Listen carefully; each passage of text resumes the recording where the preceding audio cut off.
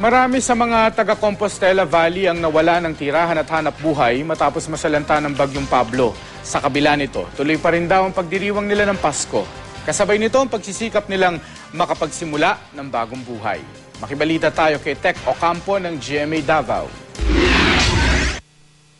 Malaki ang pasasalamat ni Reynaldo Molato kahit pahalos wala natira sa kanilang mga pag-aari matapos manalasa ang Bagyong Pablo sa New Bataan, Compostela Valley.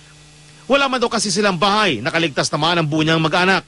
Sapat na raw ito para may pagdiwang pa rin nila ang Pasko.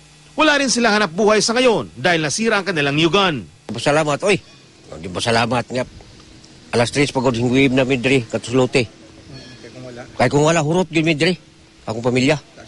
Sa kalapit na bayan na Nabunturan, sinisikap ng mga residente na maitayo ang kanilang mga bahay bago ang Pasko.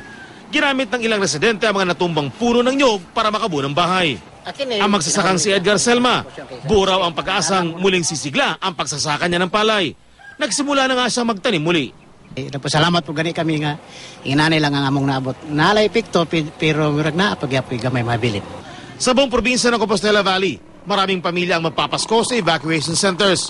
Maraming bahay pa rin ang hindi nakukumpuni. Ang iba namang nasalanta, sa mga napinsalang bahay pa rin daw magpapasko. Pero wala na dyan may kanunan ng Pasko. Sa pagkakaroon, prehanin na ako'y apo na sakit. Magluto na lang kanon. Pinagtsatsaga ng ilan ang mga pinagtagpi-tagping trapal at yero para lang may masilungan. Karon lipay lang un hapon kay naaraman mi nagka-ipon man mi. Sa una mas lipay jud sa una kay naapa man siya balay nga tarong. Karon ani naman kubo pero dawaton. Isa lang daw ang hiling ngayong Pasko ng mga biktima ng bagyo. Yan ay patuloy sana silang tulungan ng gobyerno at ng maraming Pilipino hanggang sa may balik nila sa dating sigla ang kanilang buhay. Tech Ocampo, Nagbabalita, Pilipinas.